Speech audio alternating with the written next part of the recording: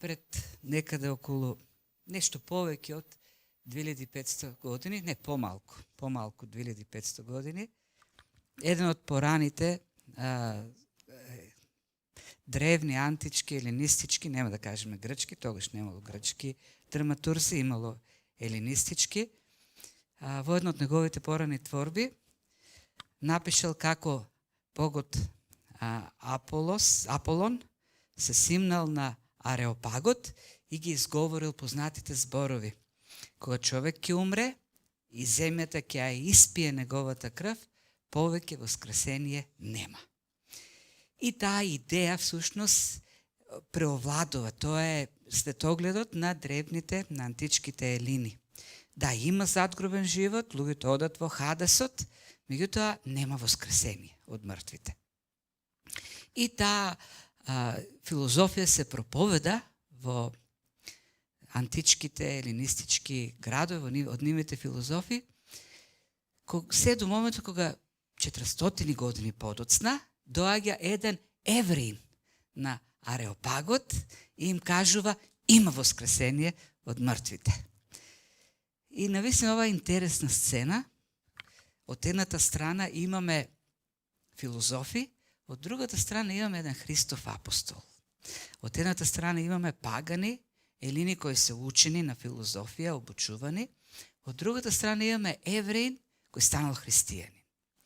И тоа е уникатен настан, нешто сосема ново и за говорникот, и за Павле, кој до тој момент ние го гледаме во делата на апостолите, како проповеда само од Стариот Завет. Тоест, се во синагогите влегува, и тоа и во галатиските цркви, тоа и во македонските градови, во Филипи, Солун, Берија. Тој влегува во синагогите и таму докажува од писмото дека Христос е Месијата. И овдека за прв пат гледаме проповед, гледаме како тој говори на неевреи, говори на пагани, и неговата проповед овдека во голема мера се разликува од проповедта што порано, нели, ја читавме во другите случаеви. А тоа е нешто ново и за слушателите. Тие за прв пат имаат можност, тие големи филозофи, авторитети на Атина, да слушнат нешто поразлично, нешто од некој си друг тугинец кој доаѓа, нели, да им проповеда и го нарекуваат празнословец. Значи, после мала пауза се враќаме на изучувањето на книгата Дела на апостолите. Јас им благодарам и на Викторио и на братот Љупчо кој го нема. Можеби не се сообразил со промената на времето, како и да, за, нели, службата, за трудот што го вложат тие 2 недели. А ние сме доследни на нашата традиција, како што биле верните, упорни реформатори на црквата, да продолжат да го изучуваат Словото, она како што треба, нели, стих по стих. Знаете за Калвин, кој заедно со Фарел ја почнува реформата во Женева, неколку години, и во еден момент градските советници, авторитетите на градот велат, доста ни од Калвин, доста ни е таа негова проповед, и го избркале од градот, и тој отишол во Страсбург. И скоро 4 години подоцна, градот кој инаку под службата на Фарел и Калвин почнуваат морално во секој поглед да оди напред, да се чисти, почна пак да се враќа назад кон неморалот, кон криминалот, кон сите оние, нели, лоши работи во општеството, и народот почнал да вика: вратете ни го Калвин, го сакаме Калвин. И го повикале, и тој се вратил, влегол од црквата, се качил на говорницата, и таму Библијата била отворена на истото место од пред 4 години. И тој ја зел Библијата, кај што си била отворена, како што си била отворена, зашто никој не ја чепнал таа Библија 4 години, и продолжи да се проповеда таму каде што престанал пред 4 години. Така и ние правиме, зашто сметаме дека така и Духот говори, како што ги инспирирал авторите, нели, да го запишуваат Словото. И така, интересна, како што кажав, сцена. Павле, ајде да се вратиме малку, да го видиме местото, контекстот, во кој момент од службата се случува тоа. Тоа е во Атина, откако веќе завршила службата во македонските градови. Тој е протеран од сите градови, и од Филип, и од Солон, и од Берија. Основани се цркви. Во Берија има успешна служба. Беријците се покажуваат како благородни луѓе кои што секојдневно си го изучуваат словото. Меѓутоа доаѓаат јудеи од Солун да го разбунтуваат општеството против Павле и тој е принуден да го напушти градот, оди во Атина сам и таму ги чека Тимотеј и Сила да му се придружат. И додека ги чека, прави нешто што би го правил секој од нас кога оди во некој град за прв пат, го разгледува градот, се шета низ градот. Да кажеме нешто и за Атина во тоа време. Атина е голем град во древноста. Меѓутоа, во времето на Павле, веќе е засенета онаа голема слава на градот. Градот ја доживува својата кулминација во поглед на славата некаде околу 400-500 години пред тоа. Во времето, нели, кога се градат оние големи архитектонски творби, Партенонот и така натаму, храмовите, кога действуваат големите филозофи, како Сократ, како Платон, веќе во времето на Павле, други градови ја го зимаат тој примат, например, 100 години пред Павле, Рим, кога доаѓа овдека, за свој центар го избира Коринт, не Атина. И тој станува политички центар, и со тоа станува и центар на бизнисот, па поради тоа и филозофите решаваат да ја поместат својата локација од Атина во Коринт, така да станува и центар на образованието, но Атина се уште си го носи оној стар ореол, нели, на слава. Но веќе затемнет, засенет. И многу современи теолози, историчари велат дека во тоа време Атина наликувал на денешниот Париз. Париз кој бил славен, нели, но веќе не ја нема таа слава, но се уште се потпира на старата слава. Така да Павле, нели, доаѓа во тој град, поранешен и се уште, нели, со таа слава на центарот на филозофијата. Прво оди во синагогата по својата традиција и таму дискутира, се расправа, тоест дискутира, зборот овдека е води диалог, кој што, како што кажавме минатиот пат, не значи само едноставно некој разговор, туку резонирање, поставување прашања, размислување, давање одговори и така натаму. Тоа е идејата на диалогот. Прво го прави тоа во синагогата, но тоа го прави и вели и на плоштадот секој ден. Кога не е во синагогата, тоа е на плоштадот и таму исто така води диалог. И тоа е многу подсеќа и самото потреба на зборот на нешто што 350 години пред него го правил еден филозоф познат, Сократ, кој исто така се шетал на плоштадот и барал луѓе за да води диалог. Зашто филозофите во негово време викале: ние знаеме вистината, само треба да ја докажеме. Додека Сократ вели: не, ние не ја знаеме вистината, дури и тоа што велите вие дека се божества не е вистината, ние треба да го бараме вистинскиот Бог. А нема да го бараме со тоа што велиме дека знаеме, туку ќе го бараме така што ќе поставуваме прашања, ќе се прашуваме, ќе размислуваме дали овие божества се навистина доброто или пак има нешто што е навистина добро. Така да и Павле оди и поттикнува прашања кај луѓето дискутираат. И тие се наоѓаат на плоштадот или на агора. Тоа е, ствари, правилно да се каже, зашто не е баш плоштад, туку е агора, тоа е главното, централното место на трговија, на социјални односи, на политички живот, културен живот, на образование, тоа е филозофски размислување и така натаму. Тука се изнесувале стоки да се продаваат, да нешто плоштади нема, нели, тезги, но во тоа време на тие места имало и тезги, тука се склучувале договори, тука се објавувале политички решенија, тука биле поставувани театарските сцени, бил и културниот живот и дури, нели, и оние филозофски и религиозни дебати се одвивале на таа агора.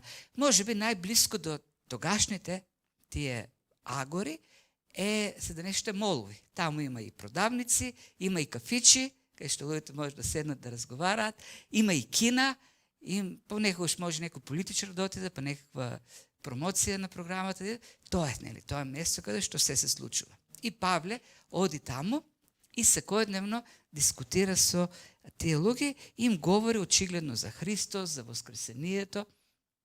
Ќе го видиме понатаму, тоа е неговата проповед.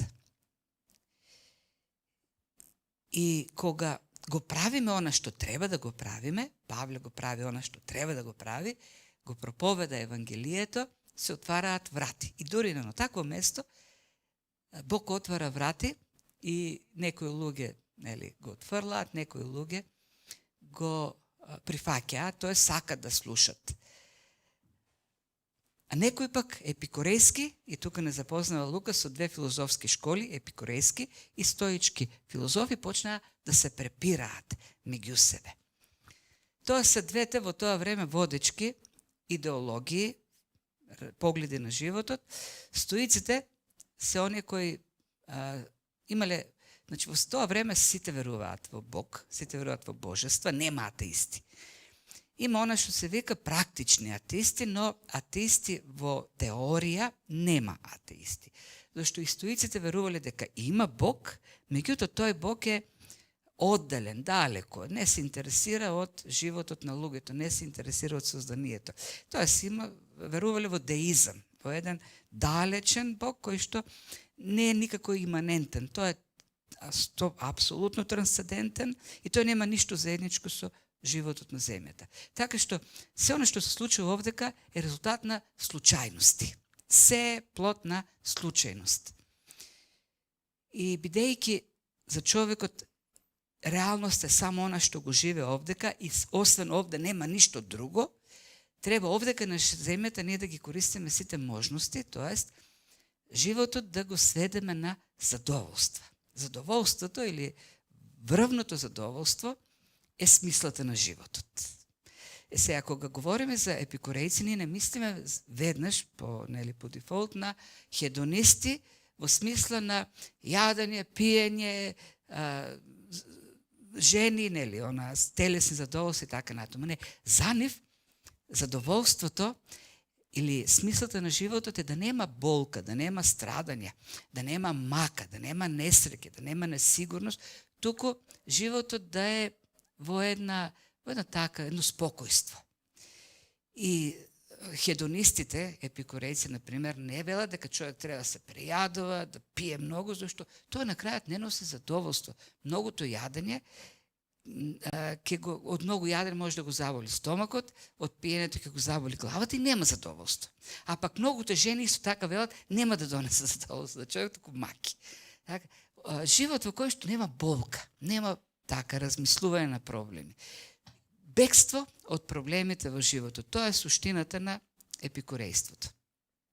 Додека пак стоиците се една друга спротивност, тие веруваат во пантеизам, душата на овој свет е Бог, тоест семето на логосот на Бог е насекаде содржан. Божествени честички има во секој од нас, во се околу нас, и поради тоа има еден строго детерминиран живот. Се е предодредено во животот. Како што фортуната одредила среќата, така ќе се одвива животот. И затоа ние треба да живееме во една, така оние нарекуваат, емоционална, духовна апотаја или апатија или рамнина. Да нема некакви многу емоционални врвови или некакви емоционални падови, ако дојде нешто убаво во животот, не треба многу така да се радуваме, и ако дојде нешто лошо во животот, не треба многу да тагуваме, туку треба да живееме во една рамнина. Зашто на крајот на краиштата се е предодредено. И за разлика, например, од епикурејците кои учеле, кои нуделе филозофија во која треба да ги одбегнуваш болката и страдањата во животот, стоиците велат дека треба да се исправиш пред нив и да зајакнуваш. Тоест, сите предизвици во животот треба стоички, така, да ги поднесеш, без многу плачење, без многу марморење, стоичki. Што и да се случува, ти треба рамнодушно да ги трпиш нештата и еден како нив идеал стремеше една така индивидуална самодоволност, лична самодоволност. Тоест, ти самиот во својот живот треба да изградиш едно задоволство, не многу зависејќи од луѓето, зашто на крајот на краиштата и луѓето се предодредени што и како да прават. Нешто слично денешниот живот, и секој човек треба да се изгради своја едно лично самодоволство, сам за себе си, да си биде саможивец. И така најдобро, нели велат денес. И се повеќе луѓе така и живеат. Тоест, овие две филозофии со кои се соочува Павле во тоа време, ни покажуваат дека денешниот човек и покрај научните достигања, и покрај развојот во образованието, не е многу поразличен од оние на Ареопагот во тоа време или на Агората. Бидејќи и денес човекот се обидува да побегне од реалноста на животот, всушност овие школи се обиди да побегне човекот од реалноста, да се справува со проблемите на животот. Или бегајќи од проблемите, тоест стремејќи се кон задоволства, кон едно спокојство, или пак стремејќи се кон стоицизам. Има луѓе кои, например, велат смислата на животот е да ги прифатиш обврските, работата, семејството и тоа да го правиш посветено, што не е лошо само по себе си, но проблем е кога тоа станува смислата на животот, кога тоа ќе се претвори во некакво идолопоклонство, во твоето божество.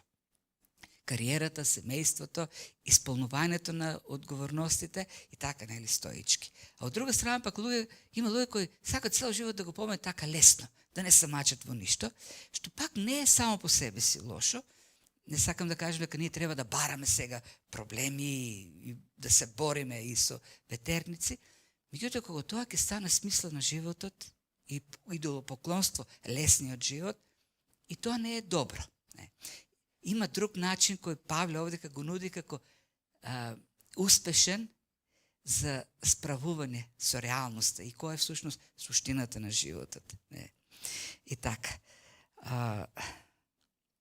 Така да ова сцена од 17-та глава на книгата Дела на апостолите е многу современа и ние многу личиме и секој од нас може да биде лесно префрлен таму на таа Атинска гора и таму, нели, да заживее многу удобно со тие луѓе од тоа време.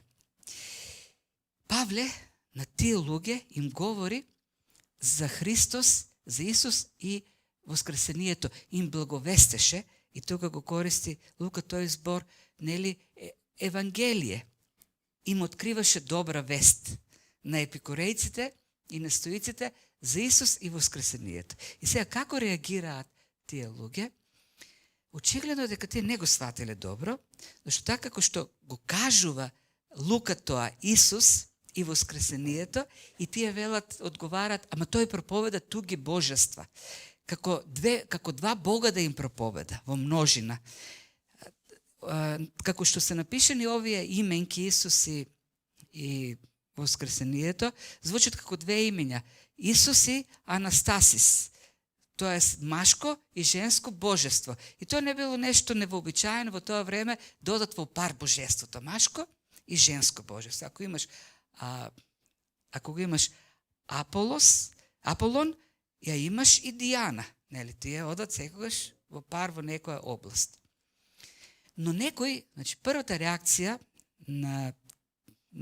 тоест реакцијата на некој од тие филозофи е подсмев, иронија, што сака да каже овој празнословец, тоест веднаш го отфрлуват и ова зборче празнословец е превод, буквален превод, тоест не е буквален, описен превод на зборот кој е употребен овдека спермологос.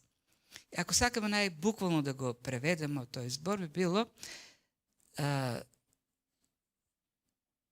семесловец. Тоа е комбинацијата, зашто зборот сперма значи семе, а зборот логос значи некој збор, некаква идеја, некакво учење. Но ова идиом е земен од секојдневниот живот, не? Тоест е земен од птиците, кога ќе се фрли семе на нивата, или некој ќе фрли некаде семе во дворот, и доаѓаат птиците и почнуваат по случаен избор да си колват семиња. И така, тие филозофи, големи умови во Атина, ги нарекувале дилетантите во филозофијата, аматерите, кои како птиците колвеле, една идеја ќе колва, друга идеја така случајно, и почнува да се создава некое учење, кое нема некоја кохерентност, кое нема некаква логика, кое нема содржина, и излегува, доаѓа во Атина и почнува да говори некакво учење, кое не е суштинско, кое не е задлабочено. И таквите ги нарекуваат спермологос. Тоа си собрал тука, таму некои идеи, и пои сега јас многу знам демек. Нели? И така, со тој подсмев, нели, со тој идиом што го користеле за аматерите, се обраќаат или го нарекуваат и Павле. А пак некои други се заинтересирале, зашто еве говори за некои нови божества, а пак атинјаните се секогаш отворени да слушат нови учења, на крајот пишува, тие за ништо друго не сакаат да слушат. Хајде да ги видиме, може пак има навистина некои нови божества, како Анастасис и Исус, и кои се тие. Па и на нив да им направиме, покрај многуте, нели, споменици, и ним да им направиме некој споменик. И Павле, кога и однесене на Ареопагот, или во буквален превод Ареос Паго значи ридот на Арес. Арес е грчкото име на Марс, елинистичкиот еквивалент на Марс, тоест ридот на Марс. Тоа е под Партенонот и место каде што се собира градскиот совет, се собира судскиот совет, се собира духовниот совет, и таму се носат пресудите. Така да многу авторитетно место. Таму се носат политичките одлуки. Значи, таму е и политичкиот авторитет, и судскиот, и филозофскиот авторитет, и духовниот на тоа место. С други зборови, како, не знам, деканатите на најпознатите универзитети во светот да се соберат на едно место, деканите и советите во деканите, и пред нив да се изложи некој учење. И Павле оди таму и застанува пред тој авторитет, не знаеме како се чувствувал, никаде не напишал ништо за тоа искуство. Например, има напишано искуство, го има напишано искуството што го доживеал кога проповедал во Корин пред тие филозофи. И таму вели дека бил во страф и трепет. Не знаеме како се чувствувал пред таа елита таму, но Павле има смелост да отиде таму. Има смелост да отиде зашто тој и на коринтијаните, кои не биле ништо помалку филозофски поглед од атинјаните, им вели: мудроста на овој свет со ништо не помогна да го донесе човекот до Бог, туку напротив го оддалечи. И овде дека тој ќе изнесе една проповед која во секој поглед ќе ја разништи нивната духовна филозофија. И мајки го преди тоа сознание дека мудроста на Бог е повисока од човечката, како што небото е повисоко од земјата, тој застанува пред тие. Исто така знаејќи дека Словото на Бог никогаш не се враќа празно. Тоа секогаш исполнува целта.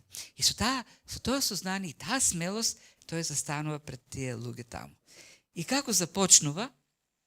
Застанува на Ареопагот и им вели: луѓе атинјани, по се гледам дека сте побожни. И овој збор сега побожни, кој по оригиналниот текст е двосмислен и не може најјасно да биде преведен. Зашто самиот збор може да значи и соеверност, може да значи и побожност. Тоест, може да значи човек кој е навистина искрен и многу, и навистина побожен, но може да значи човек кој е суетен во својата вера, тоест празнобожец, соеверен човек. И с контекстот би требало да ни покаже во каква смисла Павле го користи тој збор. Долг период на време, од некаде 16 век, кога е направен превод од Кинг Джеймс, е користен зборот соеверие. Преведувачите решили да го потребат зборот соеверие. И така стои во тој оригинален превод на Кинг Джеймс. Веќе во ревизираниот е вклучен друг збор, а таму зборот побожен, позитивниот збор. И се создава на представа луѓето дека Павле почнал така негативно. Тоа е со критика, вие сте соеверни. Бидејќи гледам сите тие светилишта што ги имате во градот. Меѓутоа, контекстот повеќе наведува на заклучокот дека тој на почетокот така со фалба настапува, зашто инаку, ако уште од почетокот ги нарече соеверни, тешко дека би го слушале. А и во продолжение, тој неког потреба зборот идоли, ги гледав идолите со вашите светилишта. Тоа е зборот што овде кој Павле го користи во продолжение, не е зборот оној идоли, како поклонение на демони, на лажни богови, туку како места или објекти на поклонение кои имат некаква вредност. Така почнува, едноставно така почнува Павле. Не дека неговата проповед охрабрува идолопоклонство, никако. Тој понатаму со многу аргументи ќе покаже целата суетност, соеверност, празнина на нивната филозофија, на нивните разбирање, на нивното поклонение. На што се должи таа нивна побожност? Вели, имате многу светилишта, многобројни светилишта. Еден римски мислител од тоа време, шегувајќи се на таа побожност на атинјаните, има кажано, кога ќе одиш во Атина, поголема веројатност да се сретнеш со божество отколку со човек. Толку многу повеќе има божество отколку луѓе во Атина. И Павле вели, јас ја ценам, така некако вашата побожност, бидејќи имате многу светилишта и дури имате жртвеник на непознатиот Бог. Тоест, верувате во многу богови и нормално било во Атина како центар во тоа време на цивилизацијата, каде што доаѓа луѓе од секаде, да вклучат божество од сите пантеони, секој да си го најде таму своето божество. Но има на непознатиот Бог. Јас сакам, и вие признавате, и сега тука, спомнувајќи го тој непознат Бог, всушност сака да им кажеш, да, вие признавате дека не знаете се. Еве има еден Бог кого не го познавате и вие сте решили да поставите жртвеник и на тој начин да ја покажете ограниченоста на вашето знаење. Јас знам пак за тој Бог и јас за него сега ќе ви зборам.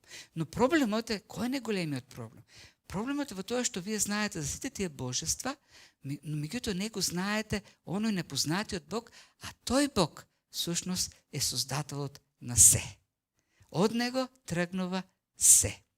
И така, со тие зборови почнува описот на таа проповед, која Лука сигурно ја сумира во точки, сигурно Павле многу повеќе говорил таму, но тоа се поентите. Како го објавува тој непознат Бог, кој е многу важен, а пак атинјаните не го знаат. Во нивната голема мудрост човечка, зашто они сметале дека се најмудрите луѓе од сите други, во таа нивна мудрост тие го пропуштиле, го немат знаењето за тој Бог од кого што почнува се. Тој е создателот на светот и се што е во него. Тој создал се. И ако тој создал се, ако тој е Господа на се, тоа значи дека тој ги создал и тие тамо божества кои постојат. Тоа со таа прва изјава дека тој е создател на се, ги елиминира другите божества. Еден филозоф кој има логична мисла, веднаш ќе стигне тој заклучок. Зошто? Зашто ако има еден Бог кој создал се, тој Бог во суштина, во својата природа, не може да созда други богови. Тој може да созда духовни суштества кои ќе бидат нешто пониско од него, тоест нема да бидат богови, ќе бидат полубогови, ќе бидат духовни ниски суштества, но не можат да бидат богови. И со ова прва изјава Павле го поништува тоа многобожство на кој тие се поклонуваат. Има еден Бог кој создал се. И тоа е единствениот Бог. Зашто ако Бог создаде друг Бог, тоа ќе има два Бога. Не може Бог да создаде друг Бог. Зашто во својата суштина Бог е вечен, самопостоечки.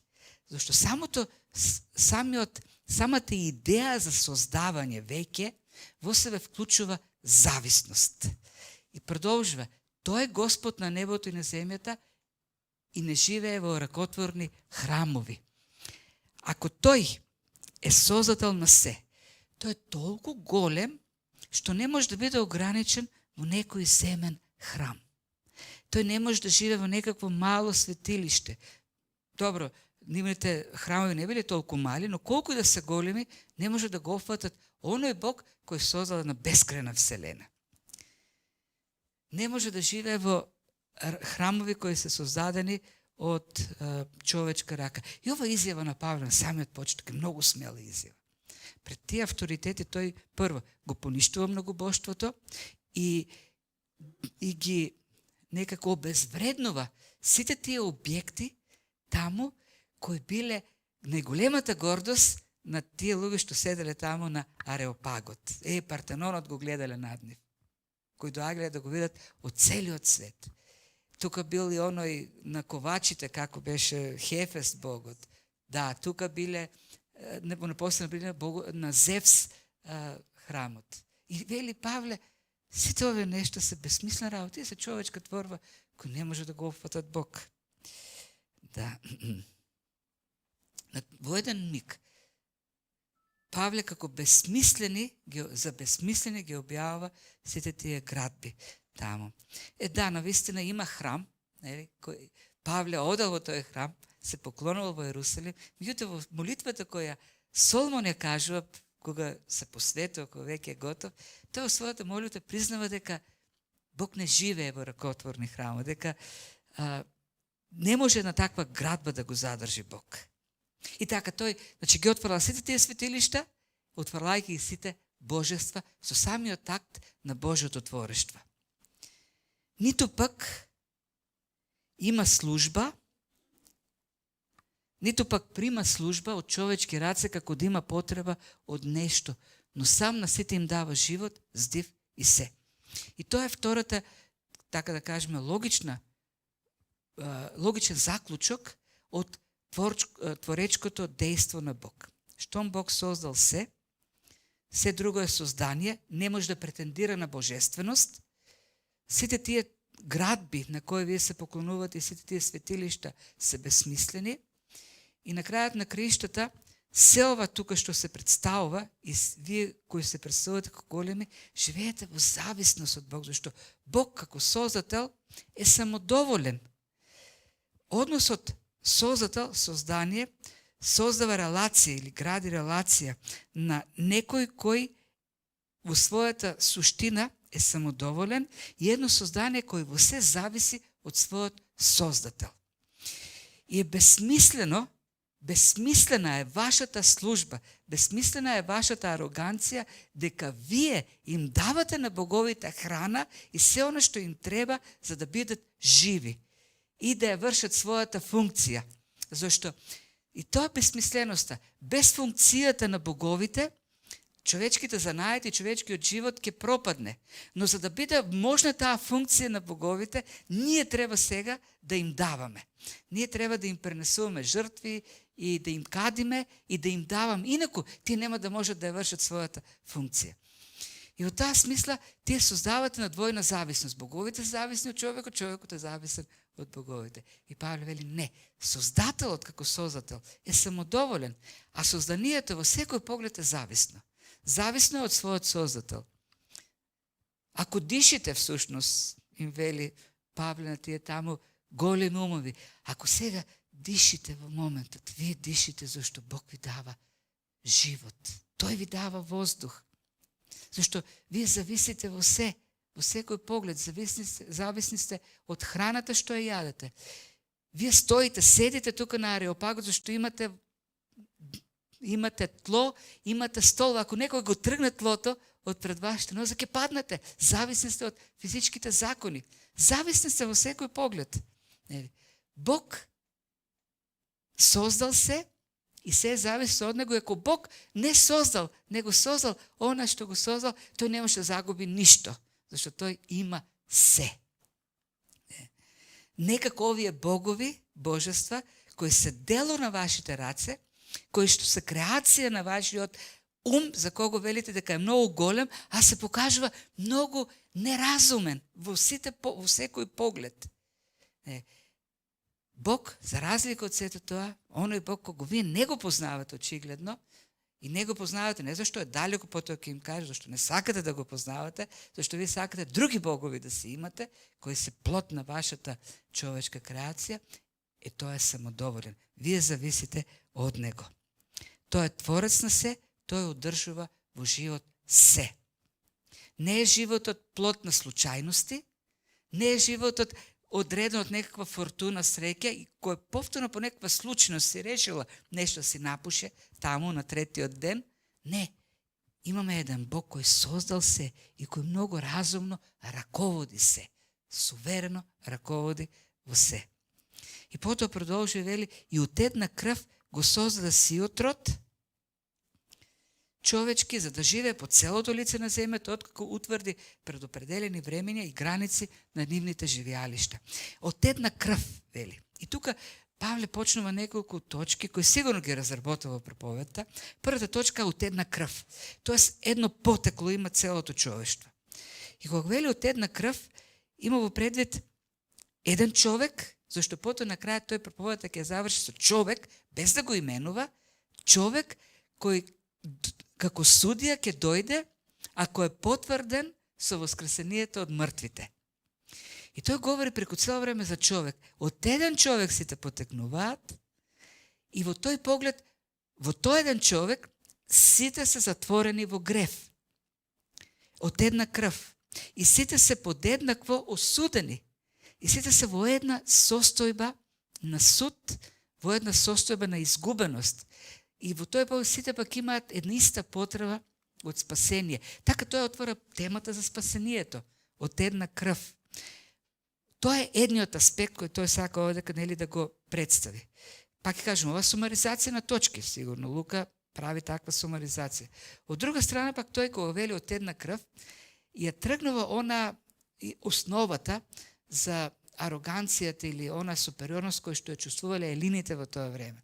Само ние елините кои говориме таков јазик, кои има таква култура, таква религија, таква филозофија, сме супериорни, сите други се варвари. Не. Они прават таква поделба.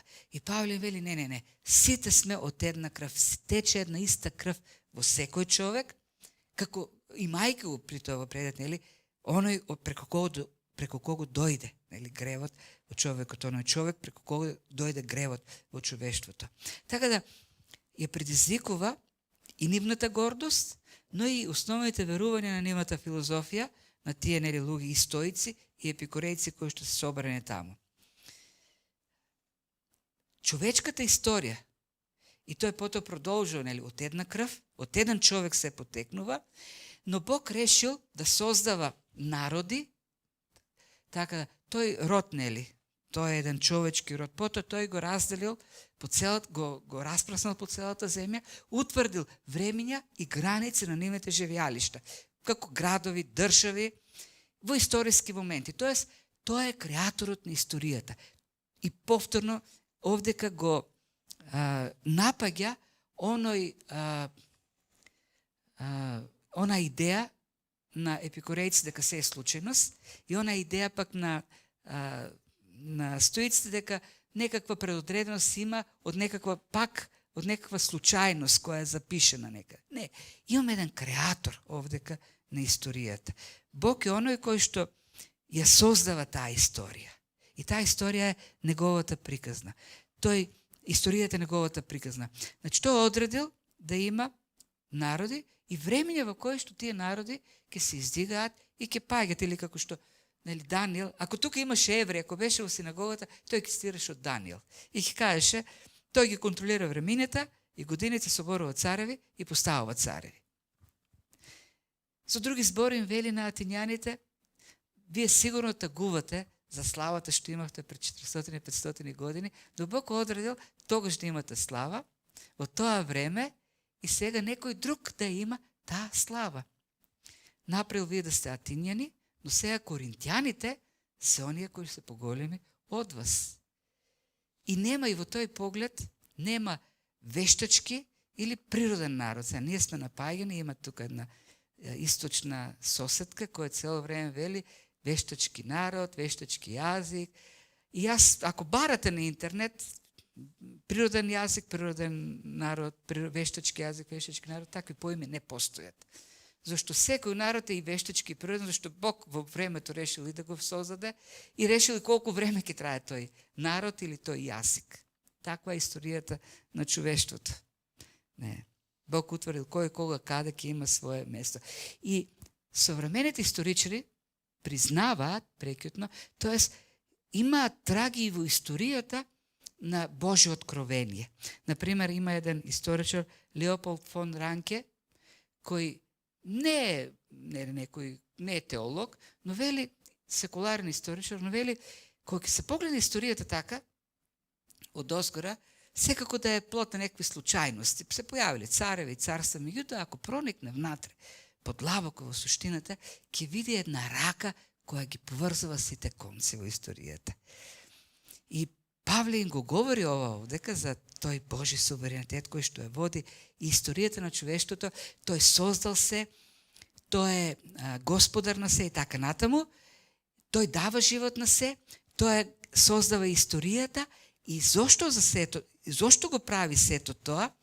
Тоа е едно откровение, вели, за да го бараат Господа, да би можеле некако да го насетат и да најдат, иако тој не е далеко од секого меѓу нас, зашто ние преку него, или точниот превод треба да биде во него, живееме, се движиме и постоиме. Павле им вели, сето тоа ви го кажам, Бог е таков. Зошто? Бог ви дава доволно и во историјата, и во неговото творение, и во вашиот живот, ви дава доволно за преку вашиот ум со кој толку многу се гордеете, барем да опипате, барем да насетите и да го најдете.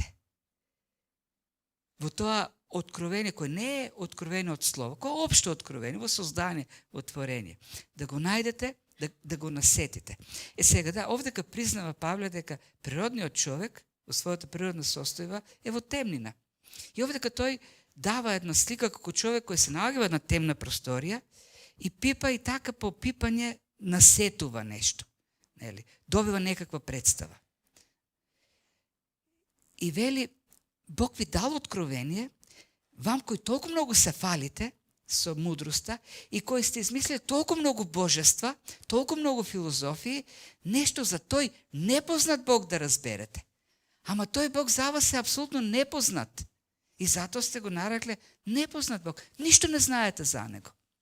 И не знаете ништо за него не затоа што е далеку тој. Не, вие сте како, во него живеете, во него се движите, во него постоите. Вие сте како, и тука дава една представа како нели бебинета во утробата на мајката, внатре сте во него. Тој е поблизо до вас отколку што се самите до себе. Но вие не сакате ни да пипате, не сакате да го најдете. Зошто? Затоа што вам повеќе ви одговара да си правите такви божества кои ќе бидат според вашиот вкус, ќе бидат според вашата изопачена грешна природа. Вие не го барате воопшто тој Бог. И ни не знаете ништо за Бог. И немате оправдание за вашето незнаење дека не ви е дадено откровение. Не, имате. И тоа доволно големо откровение. И вие кои се фалите толку многу со вашата мудрост, ништо не сте разбрале во животот. Основните логични заклучоци не сте успеале да ги вклучите во вашите филозофии. И продолжува и вели, и така бидејќи род Божи сме. И тука дава уште еден логичен заклучок. Бидејќи ние, тој збор род, значи ние сме негови деца. Ние сме родени од него. Тоа идејата род овдека е генос, што значи некој кој што е потомок на некој. И ако сакам најбуквално да кажеме, и бидејќи сме негови деца, а тој е наш татко. И тука тој го кажа тоа во смислата на потекло. Сите имаат потекло од Бог. Немат од мајмуните, од Бог имат потекло, нели?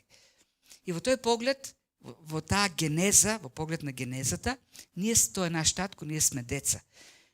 Треба да разграничиме, не? Но тоа не значи припадност на Божјото семејство.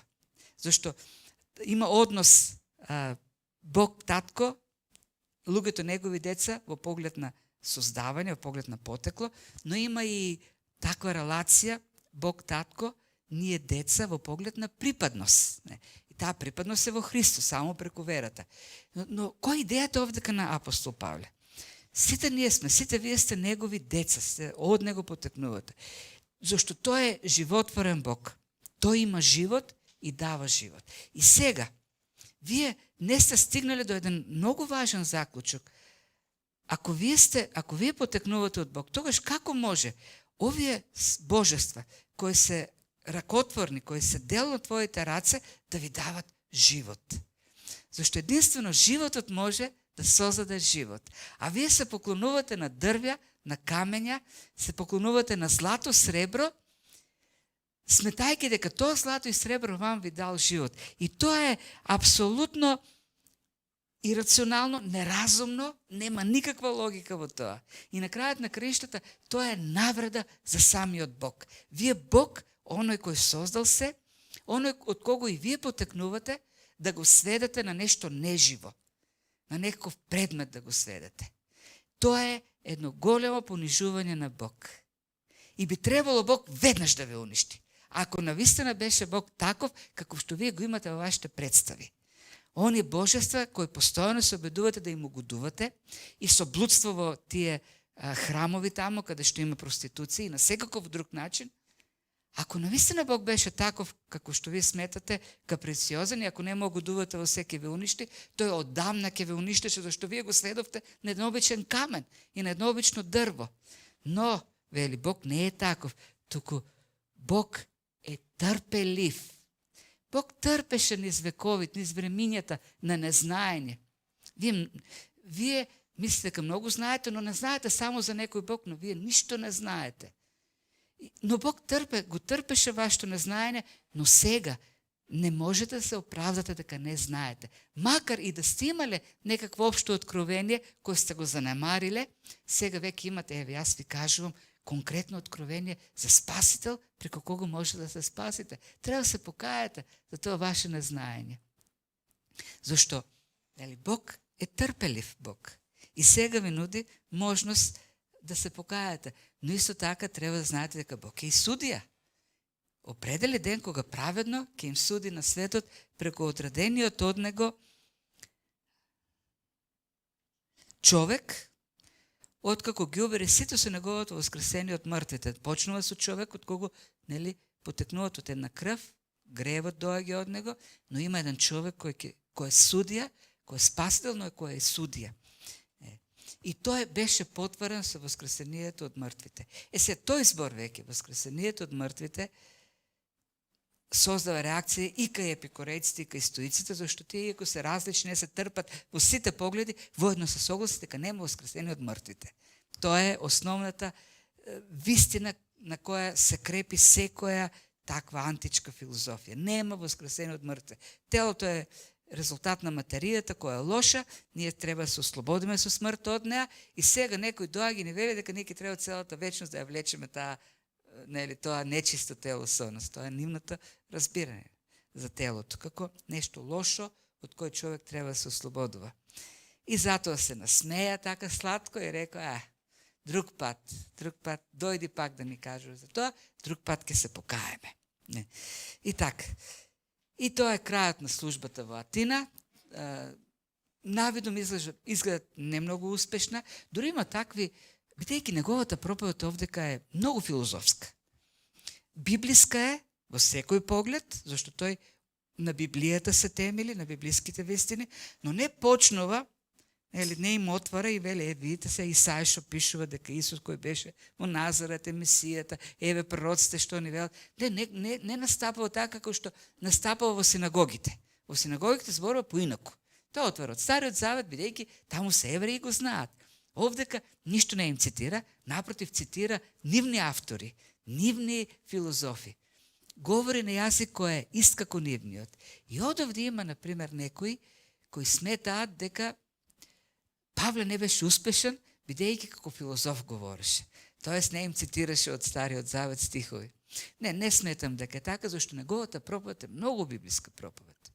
Но кажана на начин кој ќе биде разбирлив, на јазик разбирлив за тие филозофи. И на крајот на краиштата, ние сме сејачите, ние сме оние кои што го проповедаат Словото, Бог прави да има плод. И иако може би така секојаш таа служба во Атина поминува, со лесна рака поминуваме на само проповета некако, и се задржуваме на проповета, но резултатот од работата останува некако така настрана. Говориме за Филипи, за Коринт, меѓутоа Атина бега од нашиот поглед, меѓутоа заклучокот на Лука па и не е толку безхрабрувачки, зашто поверувал Дионисий Ареопагит. Знаете што значи Ареопагит? Тоа значи човекот Ареопагот, човекот таа институција, човек кој што таму седел со тие луѓе. Тој од тие суди, управници, од градскиот совет, од големите луѓе. Таму. Поверувал еден од нив, што не е мала работа. Не знае после што се случува, нели?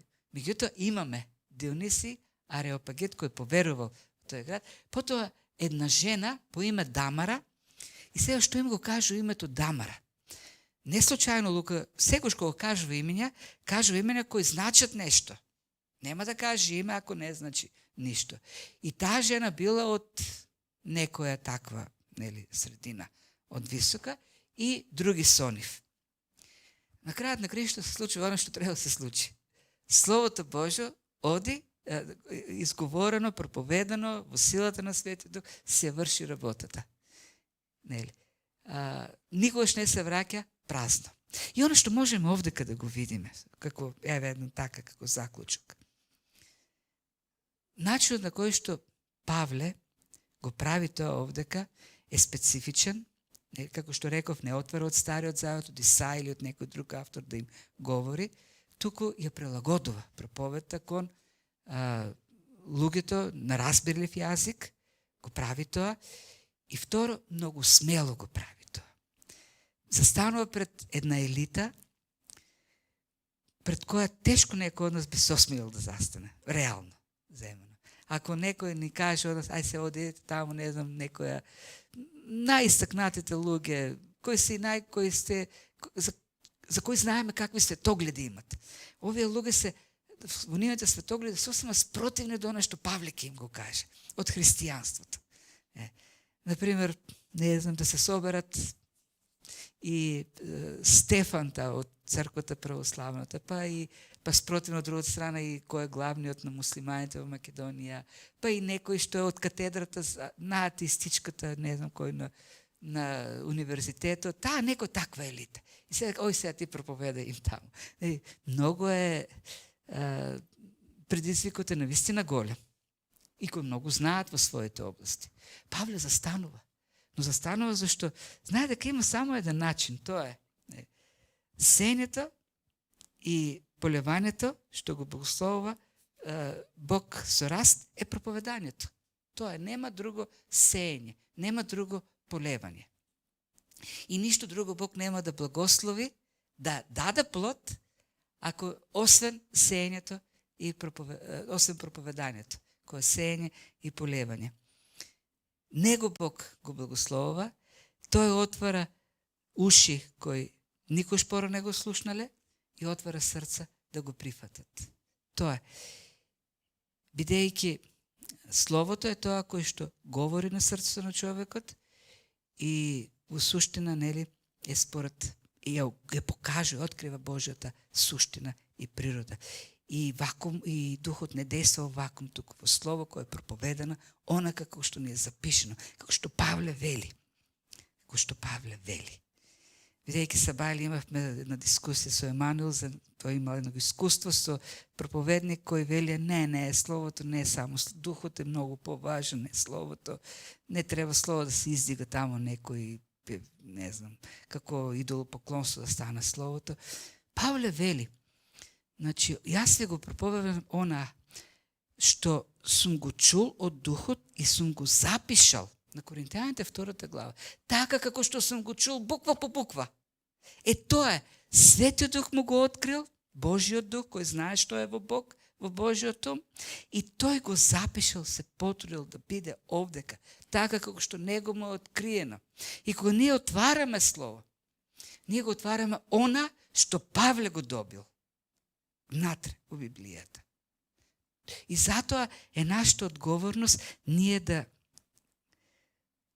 го изучуваме, да го проучуваме, да го разбираме, да го толкуваме и да го проповедаме. Зашто само така проповедано Словото на Бог уживува преку дејството на Светиот Дух. Не нашите човечки разбирања, некако што не води нешто во нас, некој инстинкт, туку како што тоа е откриено во Библијата. И тоа треба да биде и нашата одговорност, да бидеме мотивирани да го проповедаме Словото, зашто и нашиот плоштад, и нашите улици се полни со светилишта. Се полни. И полни со обиди на луѓето да се справуваат со предизвиците на овој свет или игнорирајќи ги и заблудувајќи се дека живеат во мир и спокојство, во веселби, во задоволства, или пак смело исправувајќи се стоички така, застанувајќи пред нив.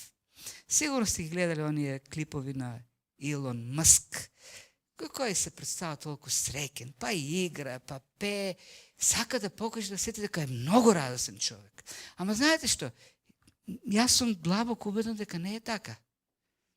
Зошто има потреба толку да парадира таа своја радост и колку е среќен во животот, ако навистина има во своето срце? Единствено во кој што верувам, и му веруваме дека има многу пари. Сигурно има многу пари. Меѓутоа, дали навистина е толку радостен? Не знам. Зашто вистинската радост не може да дојде без Бог.